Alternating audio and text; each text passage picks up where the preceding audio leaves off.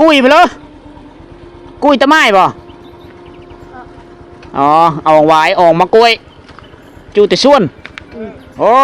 แซ่บเนาะเสนอได้เอาไปเคยมาใครอยู่คนท้องถิ่น เฮ็ดดินสไลด์ลงมาโอ้เช็ดขีนไปเลยผู้ได้งาม3คนงามเ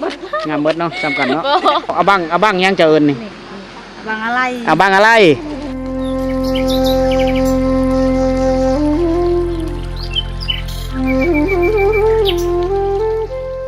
กับทักทายสบายดีพ่อแม่พี่น้องสบายดีFC ทุกท่านที่กำลังติดตามนะครับชมนะกับพบกันคือเก่าคือเดิมกับเบ้าสีหอมทีมงานชนบททุกคนมื้อนี้มาพร้อมกับสายฝนนะเพราะว่าเป็นเวลาหลายมื้อแล้วที่ฝนฟ้าอากาศเฮาพายุเฮามาทุกคนของเขตนี้ก็คือของเขตเมืองน่องคนพมามื้อนี้หลังจากอยู่กับครอบครัวได้แต่2มื้อทุกคนเลยเดินทางมาแต่เมืองบูรพาแล้วก็มาอยู่เพื่อนพักผ่อนในช่วงพายุลูกที่1ลูกที่2ลูกที่3เฮามาก็เลยมื้อนี้ก็เป็นวันที่15เดือน7ปี2026ทุกคนเลยนะอยู่เฮือนถึงไม่ได้จำเป็นต้องได้ออกเดินทางทุกคนนะเพราะว่ามักในการท่องเที่ยวนะมื้อนี้บ่าวสิหอมสิเดินทางไปเมืองสมุยแขวงสารวัตรได้เวลาตอนนี้ก็พอดี16 โมงนะ16 โมงไปปลายละ17 โมงยังทุกคนบ่าวสิหอมเดินทางตอนแรงๆเพราะว่าเข้าไปแต่เช้าก็ไปค้างอยู่ที่ผู้ตะยงนะเพราะว่าอยู่เขตโบสถ์ผู้ตัวนั้นเขาเจ้าจะบุกเบิกเส้นทางตัดผู้ลงตัดแล้วผู้ลงปรับปรุงเส้นทางใหม่ทุกคนเวทนานเขาเจ้าจะปิดทางเลยเขาเปิดแต่เช้ามาฮอด7 โมงนะฮอดเป็นโมงปุ๊บเขาก็ปฏิบัติงานเขาอยู่ทางเขาก็ปิดทุกคนเพลือไปก็ต้องได้รอท่าจนฮอด11 โมงป่ายจน12 โมงย่างทุกคนนะอยู่ในช่วงระยะเวลา12 โมงหา1 โมงเท่านั้นตอนเทงเพิ่นเปิดเทิน1 ชั่วโมงที่เขาจะเดินทางไปมาเมื่อนี้เบ้าสิหอมเดินทางสายเลยก็เลยคอยไปทุกคนกะว่าฮอดผู้ตะยงนี่มันตรงเวลา5 โมงไปเป๊ะนะเอามาเปิดคลิปอยู่ที่ขอบเขตบ้านเขาเอิ้นบ้านระแบงโคกบ้านระแบงน้ำตัวนี้เป็นบ้านระแบงน้ำเป็นมุมที่งามทุกคนเป็นธรรมชาติโอ้โหภูผาป่าดงนี่บ้านเฮิรนที่สวยสดงดงามนะก็เลยมาเปิดคลิปอยู่นี้จุดประสงค์ก็สิเดินทางไปพูดแหละเมืองสมุยผ่านขอบเขตเมืองตะโอยแรกๆคือผ่านเมืองพีนเมืองเซโปนแล้วก็เมืองน่องแล้วก็เมืองตะโอยเพื่อสิฮอดสมุยเมืองสมุยเป็นเมืองแดนหนาวนะเป็นติดจอดกับเขตแดนของเวียดนามนะเมื่อนี้ไปผู้เดียวมัน ไปเริ่มไปติดตามการเดินทางนำกันทุกคนเดินทางพร้อมฝนนะยังเสื้ออย่างอยู่นะมาเมื่อนี้ก็ฝนต้องห้ามหลายเธอละปีนี้เป็นปีที่แห้งแล้งชาวบ้านกับถางไห้มาตั้งแต่เดือน4 เดือน5แต่สูงหน้าแรงทุกคนเลยฮอดปัจจุบันนี่ฝนหากระตกประมาณ4-5 มื้อนี่แหละนะฝนตกเล่นติดเลยเฮ็ดเธอนำโหยแต่ละโหยนี่ก็เพิ่มขึ้นได้นำป่าไหลลากไหลโฮมมาเดี๋ยวลงสู่โหยแล้วก็ไหลร้องลงสู่เซนะเฮ็ดเธอปริมาณน้ำของก็หลายขึ้นและปัจจุบันนี่ฉะนั้นเศร้าหายเศร้าหน้าเฮางามลีมันคือมันต้นแต่ว่าบรรดาข้าวไห้นี่ก็ยังมีงามไปเลยเขายังผู้เลือซักหากระซักก็มีผู้เลือนำก้อนตั้งแต่เดือน6 ท่านฝนนะกะมันก็เป็นลำต้นเข้ามันก็จะเยอะขึ้นแล้วอันนี้คือบ้านระแบงน้ำทุกคนเนี่ยเส้นทางที่เจ้าเฮาจะไปนี่โคตรโค้งโงเง่ไปตามนี่แต่เป็นทางอย่างทุกคนช่วงหน้าฝนนี้บ้านสีหอมจะเลอะไปท่องเที่ยวตามส้นนบทที่มีเส้นทางลาดอย่าง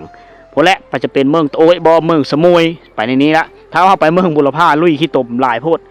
พวกเฮาก็อิดเมยได้นะเอาช่วงเวลามันเด็ดได้เฮาก็จะไปเที่ยวเมืองบุรพาแขวงขโมนี่ว่าแต่ฝนตกนี่น้ำก็ไหลตามขอบทางนี่เลยได้พืชพักธัญญาหารต่างๆก็จะเขียวสดงดงามก้าวเข้าสู่ฤดูฝนแล้วโดยเฉพาะคือเขตผู้ดอย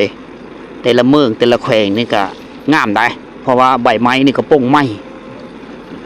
ฉะนั้นเหมาะสำหรับการไปท่องเที่ยวพี่น้องเล่าเที่ยวเล่าในการเดินทางก็จะมีขึ้นภูแด่แล้วก็ลงภูแด่เส้นทางก็จะมีบ่อนสูงสั้นแล้วก็บ่อนหาบเพลงซ้ายมือขวามือล้วนแล้วแต่เต็มไปด้วยสวนมันต้นเนื้อที่กว้างขวางขนาดเลยแถวนี้เมืองน่องเป็นเขตหนึ่งที่มีอากาศหนาวฉะนั้นเหมาะสำหรับการปลูกกาแฟ ปลูกอย่างโบกปลูกต้นปลูกพืชชนิดต่างๆทุกคนบ้านระแบงน้ำต่อไปนี่จะมีโขนะห้วยระแบงนี่มันจะไหลตกเสื้อแม่น้ำเซละนองอยู่นี่เป็นโซนเผาตะโอยแดนบันเวลาเราเดินทางย่ำแรงๆเราจะได้เห็นวิถีชีวิตของชาวบ้านที่กำลังขมุกขมุนอยู่กับหน้าเวผู้บางคนก็เลี้ยงโง่เลี้ยงควายอันนี้ห้วยตะอึนโคเซอันนี้ห้วยตะอึนนะ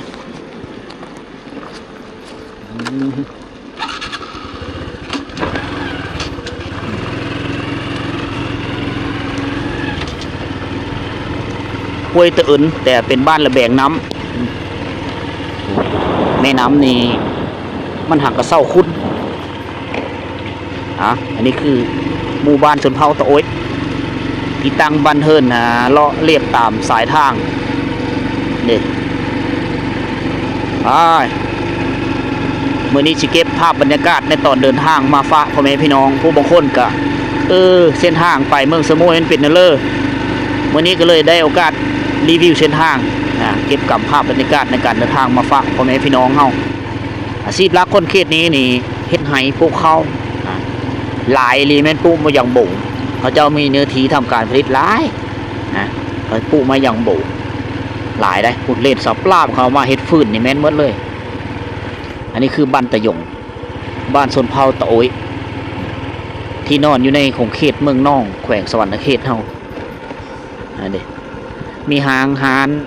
ตั้งขายเลาะตามแคมทางเลยแหละวิถีชีวิตคนแถวนี้เรียบง่ายนะเขาจะมีไฟฟ้าใสแต่ไม่มีสัญญาณอินเทอร์เน็ตแถวนี้แล้วดูฝนช่วงยามฝนในชาวบ้านก็พากันอยู่เฮิรนถ้ามารถเพก็มีบนแปลงอยู่พี่น้องเป็นบ้านใหญ่ร้ายบ้านนี้อันนี้ฟืนเขาเจ้าโอ้โหร้ายมีหูว่าเขาเปิดทางแล้วบ่มาวันนี้เขาเจ้าจะปิดทางนะปกติแล้วรถบรรทุกหลายเห็นดิพากันมาแต่หาปูหาปลาได้หันออกมาแล้วเขาสิสอบถามเขาเจ้าก่อนปกติเขาจะเฮ็ดโหปิดไว้อยู่นี่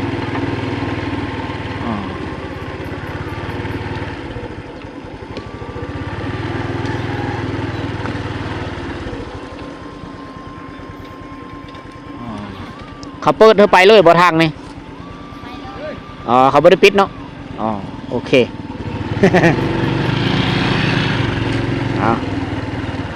เขาเจ้า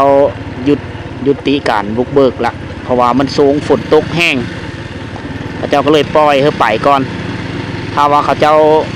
กำลังปฏิบัติหน้าที่อยู่นี่เขาเจ้าจะปิดทางคือคอยเว้าสู่ฟังในเบื้องต้นนั่นแหละแต่เส้นทางมันจะมืนเลยช่วงยามฝนอัปเดตเธอพ่อแม่พี่น้องเบิ่งมื้อนี้เป็นมื้อตอนแรกของวันที่15 เดือน 7 ปี 2026ทุกคนเลยอัปเดตผู้ตะยงผู้บางคนก็เยอะไปเยอะมาอยู่ก็เสาะถามว่าเขาเจ้าเฮ็ดทางอยู่บ่ไปมาได้อยู่บ่เป็นโครงเขตที่มีธรรมชาติงามสถานที่แห่งนี้สามารถเฮ็ดเป็นจุดชมวิวเฮ็ดเป็นแหล่งท่องเที่ยวคักได้อยู่ลุ่มนี่เป็นแม่น้ำเซละนองเขาระเบิดหินลงมาชิวาบอกพี่น้องเลยเป็นในเรื่องเขาจังระเบิดลงมาเพราะว่าในปีก้อนๆน่ะดินแถวนี้มันยุบดินมันยุบแล้วก้อนหินมันตกลงมาตัดทางก็เลยเฮ็ดให้มันกว้างขึ้นก่อนก็เลยมีการซ่อมแปลงมีการอัปเดตเส้นทางใหม่ฉะนั้นในช่วงหน้าฝนนี่ก็เมื่อเลิกฝนตกแห้งนี่ก็ไปมาเนี่ยได้พี่น้องเลยเขาจะเริ่มตัดลงตัดจากความสูงมาเป็นมันต่ำได้น้อยนึงเดี๋ยวแถวนี้มีสัญญาณโทรศัพท์ด้วยแถวนี้เด้อแต่ก็เป็นจุดชมวิวไปคือแห้งไม่ได้ได้มันชิเจิดลงแล้วนะแม่น้ำเซละนองแดงจึ้งคืงเหมือนนี่ปุ๊ยาวเย็ดมาตะพุ่นแหละเดี๋ยวต้นไม้หลายแถวเป็นตะยานนะ แต่ว่ามันมีเนื้อที่ห้องฮับจะพุ่นแต่มีฮอตเซ่ดอกเดี๋ยวเป็นมุมที่งามนะทุกคนนะแต่ว่าอยู่เทิงนะเป็นไฮของชาวบ้านนะอยู่เทิง ก็เจ้ากระถางหายอยู่จอมผูไปแล้วก็มีสวนมันต้นพร้อมอยู่หลุมนี่ก็เป็นแล้วทางเอาแต่ละเธอนะแต่ละปีรถบรรทุกใหญ่ๆยาวๆแล้วมักเกิดอุบัติเหตุอยู่นี่แหละฉะนั้นผู้เลือเดินทางสายนี้คือค่อยไปค่อยมาพี่น้องเลยมาแต่เลยชื่อเตชะไรอ๋อตาบัดบ่โอ้ตาบัดเสียหน้าหายไปเอาชิลงไปเบิ่งนี่แหละพี่น้องโอ้เส้นทางนี่ถือว่ามื้นสมควรนะนี่เลยเห็นบ่ถ้าเป็นรถบรรทุกนี่มันจะมื้นนะรถจักรนี่กะไปมาสะดวกอยู่เพราะมันเป็นรถที่น้อยแนะนำเสื้ออย่างดูมาเด้อพวกเราขี่รถจักรมาเส้นนี้โอเคอยู่ก็พอไปพอมาได้พี่น้องนั่นเด้โอ้กันแม่นยำคือเมื่อเลิกฝนตกนี่ถือว่ามื้นหลายเติบเดี๋ยวนี้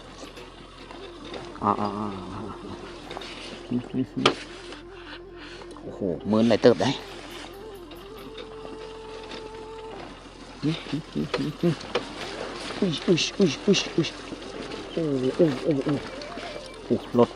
รถกระบะคันหนึ่งรีโวนี่บกล้าขึ้นมาแหละนี่แต่โฟวินนี่ก็จะขึ้นจากบ่อนี่โอ้โธ่เบิ่งว่าเขาจะบืนขึ้นมามันฟิวเบิร์ดติดรถโฟวินมีการมากใครรถตู้นี่รถตู้รถหุ่นใดนี่มีมาเคอก็ได้เด้อแถวนี้เด้อช่วงยามฝนนี่เศร้ารถถ้าว่าพลเรือเยอะไปเยอะมาระวังเมืองสมอยกับอันนี้เชโปนเมืองนองนี่โหเป็นไปได้เนี้ยรถ4 ล้อนี่โอ้โหลุยมาเลยบ่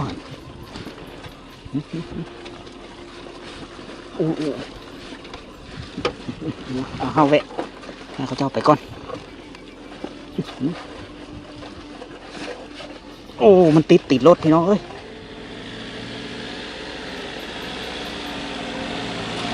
สุดยอดจริงๆเฮ็ดใครอยู่เนาะรถแห้ง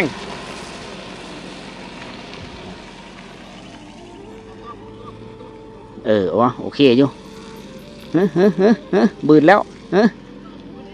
อ๋อโฟวินขับเคลื่อน4 ล้อโอเคอยู่อ๋อตัวในเมื่อก่อนนะอยู่นี่จะเป็นจุดชมวิวของเบ้าดำเราเฮ็ดตูบอยู่ถึงต้นไม้นะแต่ก็ปัจจุบันนี่ก็เป็นบ่อนจุดพักรถของบริษัทปูแปลงเส้นทางนี่แหละ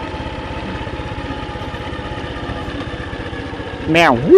ไปทางลื่นเด้บานนี่มาที่ท่อ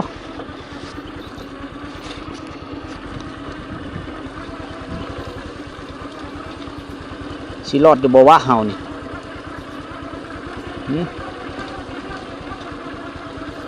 นี่มีทางเลือกลงไปต่ำลองเลยโอ้โห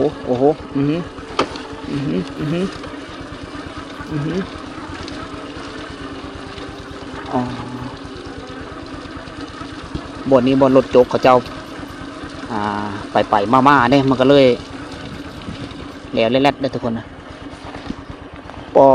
ตัวเบิ้งสภาพเฉพาะเขาเจ้าจังโจนะพวกต้นไม้ต้นนั้นตะเก่ามันอยู่สูงเป็นเดินกว้างนะตอนนี้ลีดาเดินเพไปมาละนั่นเลยกระยามันเบิ้งเราลองไปทางเบิ้งซ้ายบ้างก่อนโอ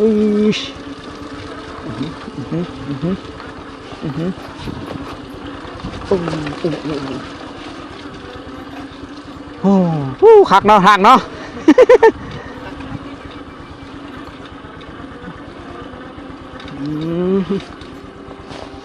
กุ้ยไปเลยกุ้ยตะไม้บ่อ๋อเอาไว้ออกมากุ้ยจูแต่ส่วนมาแต่ศูนย์ตัวเฮ็ดฝุ่นรถจักรมาเลยไปเอากระไปตามนี้แหละโอ้ฝนตกแล้วน้ำนี่ไหลจะริมตามทางเลยนะโบยานรถเฮาอย่างดุม แห้งเนาะเฮ็ดโอ้อย่างล้นนั่นนะตีนล้นรถเขาเจ้าฮะอ๋อเขาจะไปได้สวยใครอยู่ดอกขี่สองคนมันนักมันจับพื้นได้ดีฮะวันนี้เดินทางคนเดียวเนี่ยเลิกก็คอยไปเฮา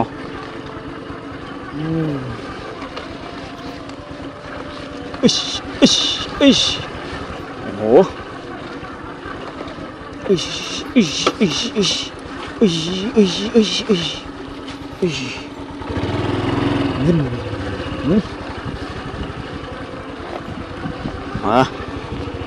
ถึงว่าทางชิยะก็ตามแต่เราเห็นธรรมชาติงามโอเคแล้วแถวนี้แบบเดียวกับผู้เกาลักเส้นทางเลขที่13เหนือ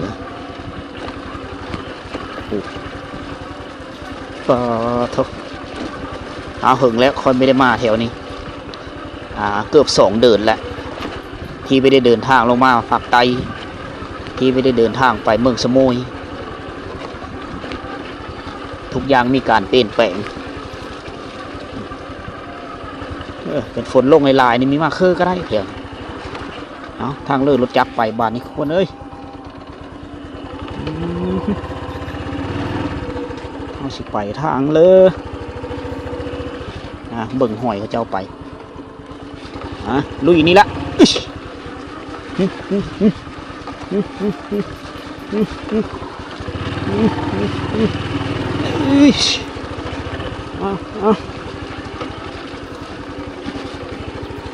ดีเด้อ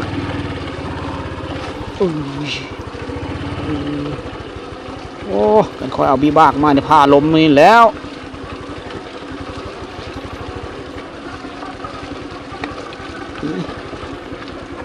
โอ้โหนี่แหละยามฝนอุ้ยสิลมแล้วโอ้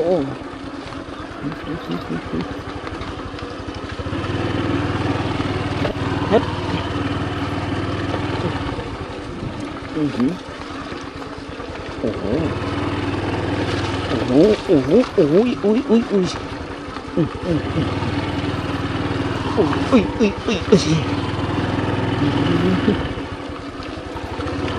อ้าวโอยเมื่อย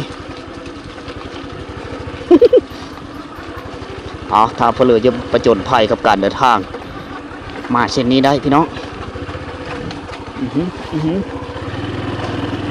โอ้ตัวผู้ได้เส้นทางเป็นตะยานขี่หินหน่วยนั้นเจิดลงมา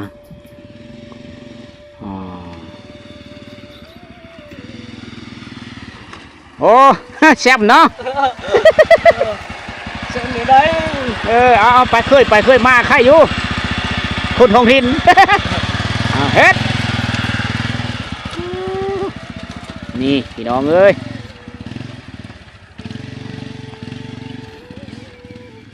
แต่ว่ามันตกแห้งแล้วก็น้ำไหลไปกับไปง่ายอีกน้อยนึงเพราะว่ามัน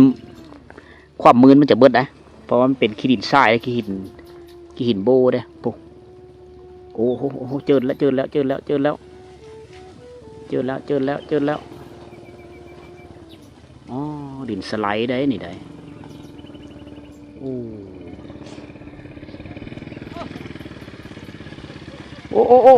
เอาค่อยดินสไลด์ลงมาโอ้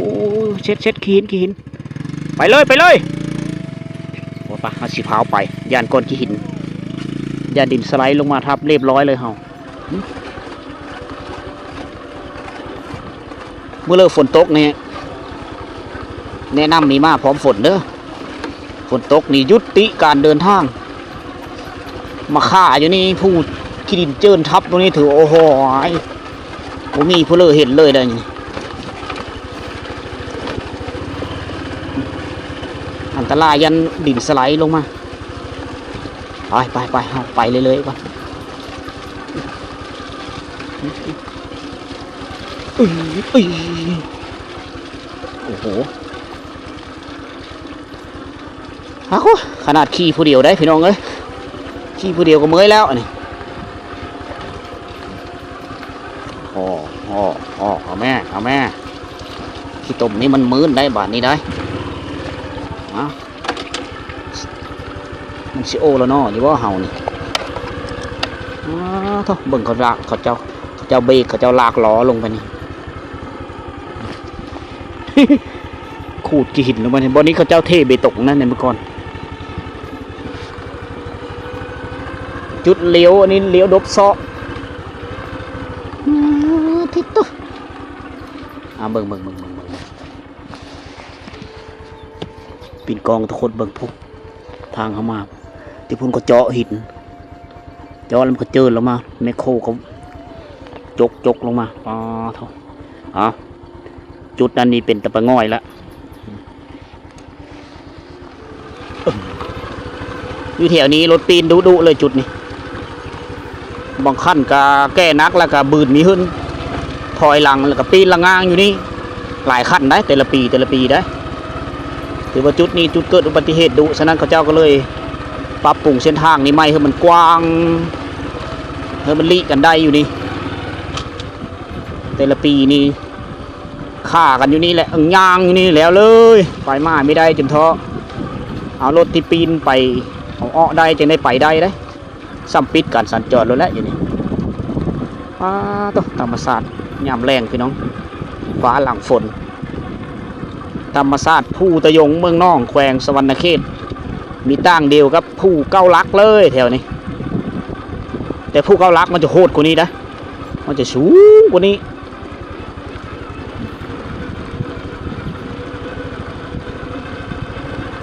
ยี่หลุมพระเจ้าก็จะเอาขี้หินไปปูไว้กันเจินพี่น้อง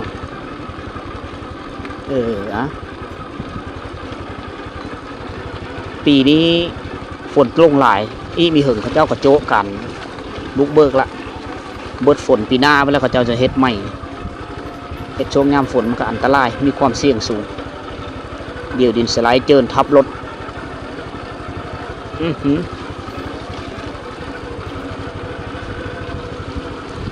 เฉพาะจะเงียบมีเห็นรถบรรทุก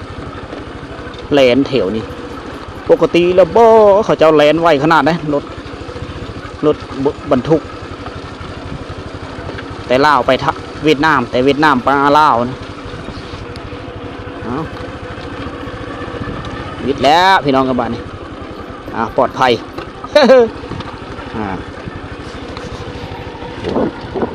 อยู่หลุมเป็นสูตรโกยชาวบ้านโกยนี่มีแม่นโกยป่าได้แถวหลุมเป็นสูตรชาวบ้านแต่มันก็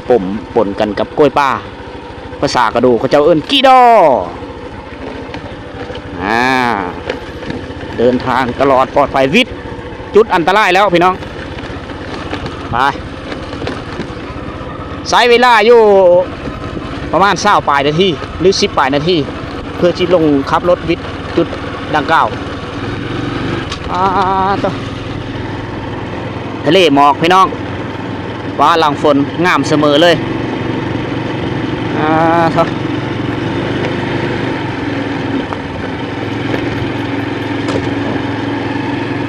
มีรถสแลว2 คันอยู่นี่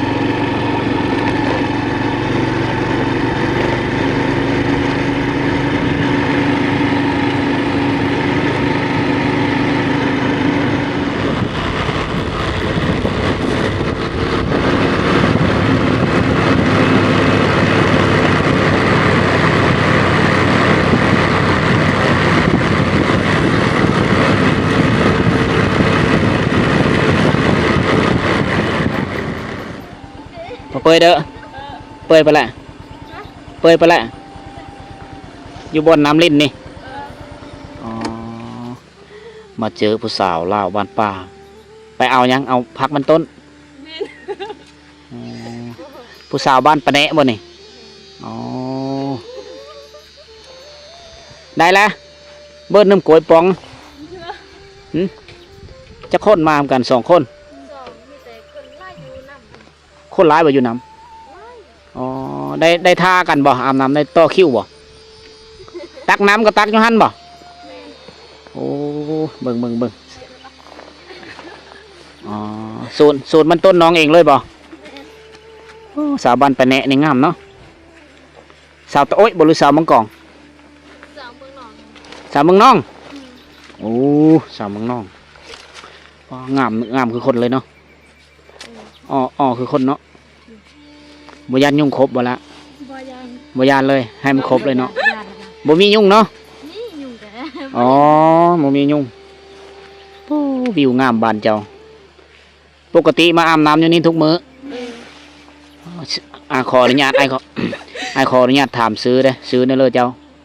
ซื้อมอมอายุจักปีแล้วล่ะ14 ปี15อ๋อลดลงปีนึงเนาะเจ้าเด้ละน้องยังนี่ซื้อได้ได้แพงโอ้แพงเนาะขดองแต่ละแพงอ๋อ2 สาวมอมกับสาวแพงมาอาบน้ำแล้วขึ้นมาลิ้นอยู่นี่ทาโมงอาบแล้วจังลงอาบบอกไปสิลงไปเบิ่งอาบน้ำไปตักน้ำพอหมอเอาคุมันตักน้ำพอหมออยู่นี่ไม่คนตักแต่ไปอาบน้ำซื้ออ๋อมาอาบน้ำซื้ออยู่บ้านมีสัญญาณอินเทอร์เน็ตอยู่บอกโอ้จักสาวไปสั่งก็ไปเจอเราอยู่ที่บ้านอดือแล้วปืบลืมเลยซื้อแล้วล่ะ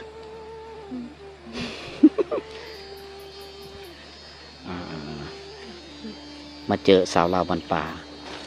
บ่ยานเนาะอ๋อผูกหมาเจ้าบ่หมานี่เอิ้นได้หมานี่หมานี่เว้าในเรื่องอาจ้อบ่โอ้อาจ้อคือกันต่อ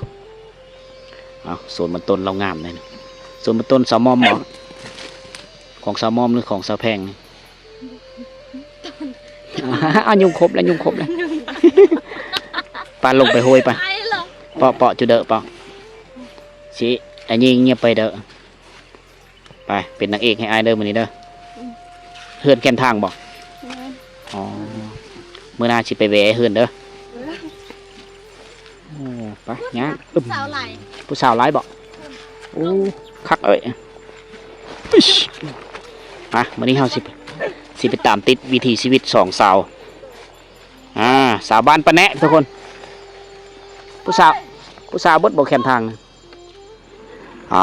มาเห็นสาวมอมสาวแพงเขาจะว่าผู้สาวหลายมาอาบน้ำเขาเบิ่งเด้ออู้ยมีแต่ดอกไม้ป้าเนี่ยว้ายผู้สาว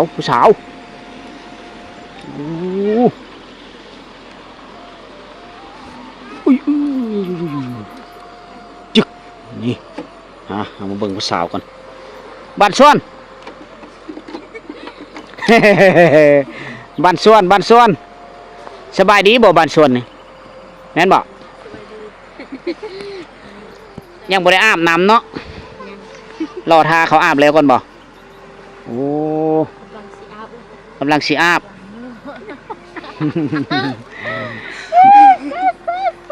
อยู่บ้านนี่อาบน้ำบนเดียวนี่บ่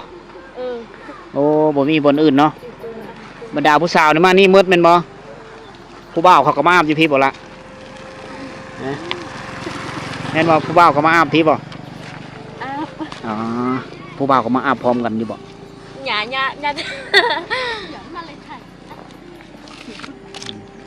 เอาไปเมื่อละเอาแหละนี่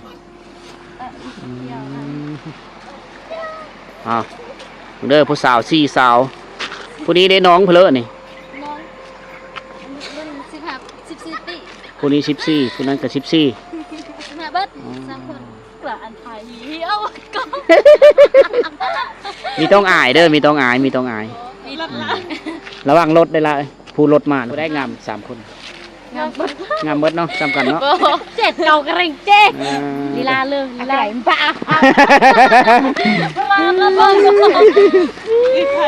ตาหายเลยได้เพลอเจ้าเอาบังโอ้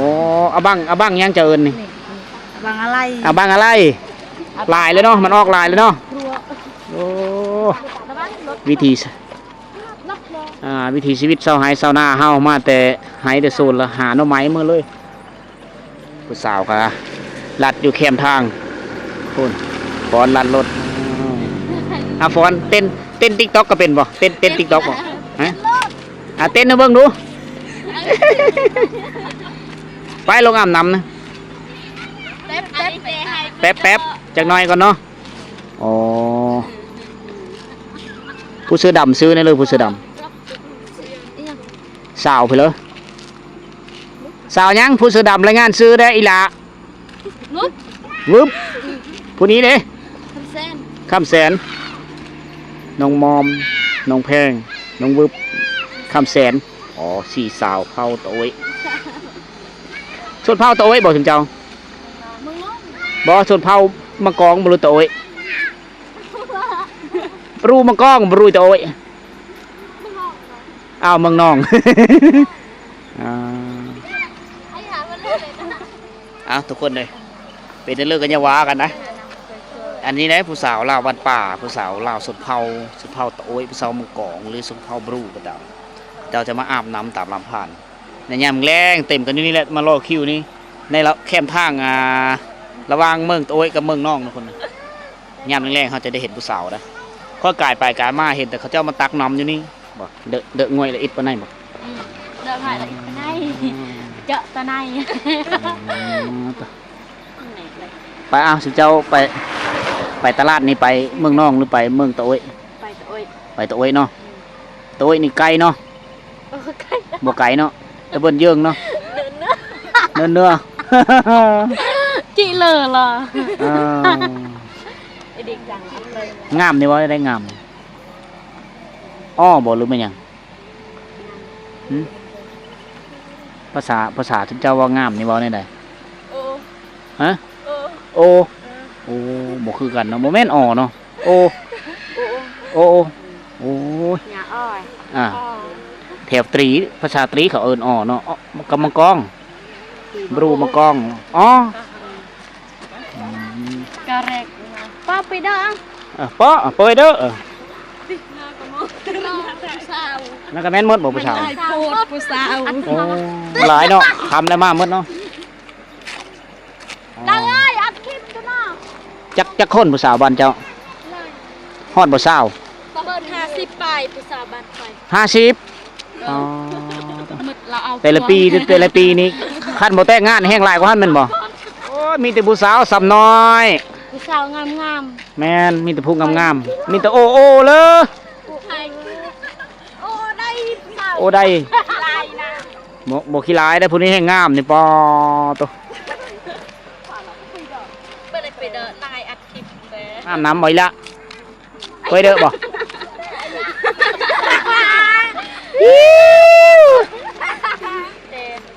อาบอยู่นี่แน่อาบอยู่พุ่นแน่บ่เอาสุเจ้าพอไปอาบใช่เหรออ๋อโอเคโชคดีเด้ออีลาเด้อแรงโกเย็นเนาะน้ำเนาะอยู่พุ่นนะบ่ตักน้ำเป็นบ่ตักน้ำดื่มอยู่พุ่นโอ้ยนี่อาบยามแรงนี่แห้งน้ำนี่เนาะอ๋ออันนี้คือย่ำหน้าฝนเท่านั้นนะที่เขาจะมาอาบอยู่นี่น้ำนี่ก็จะไหลมานี่นะบรรดาลูกหลานเข้าไปเนอจะแซ่อยู่ในมั้งฮะมาอาบอยู่นี่เลยข่าวแล้วบ่ถูกก็ได้ข่าวแล้ว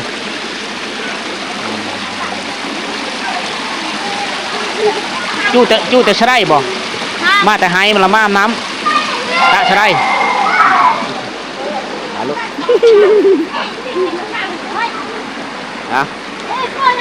เอามาเบิ่งกันน้ำที่เขาเจ้าตักมาดื่มนี่แหละตักเขาเจ้ามาดื่มนี่น้ำมันจะไหลออกบ่ออยู่นี่เขาเจ้าจะเอาทอมาเซ็ตซบสินี่เลยอันนี้คือจุดกำเนิดของน้ำย่ามเดือน4 เดือน 5ย่ามหน้าแรงน้ำตัวนี้ไม่ได้แห้งเลยมันจะค่อยไหลไปเรื่อยๆชาวบ้านก็เอามุ้งมามัดไว้เพื่อมีขี้เยอะเบอร์ตองไหลลงเสื้อกระตุกน้ำชาวบ้าน